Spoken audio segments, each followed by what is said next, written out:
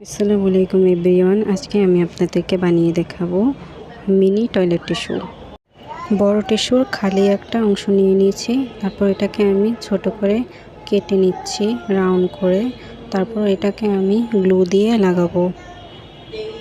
এখানে আমি গ্লু গান দিয়ে লাগিয়ে নিলাম। লাগানো হয়ে গেছে। এরকম আমি আরও 2টা বানিয়ে নিলাম। আমি এখানে 2টা কেটে নিয়েছি।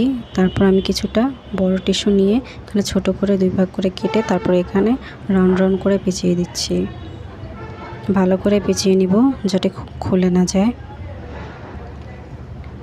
তারপরে আমি এটার সাইডগুলো ভালো করে বাড়তি অংশগুলো আমি কেচির সাহায্যে কেটেছি। কাটা হয়ে গেলে তৈরি হয়ে গেল আমার মিনি টয়লেট টিস্যু। ভালো লাগলে অবশ্যই লাইক, কমেন্ট, সাবস্ক্রাইব করবেন। সবাইকে ধন্যবাদ।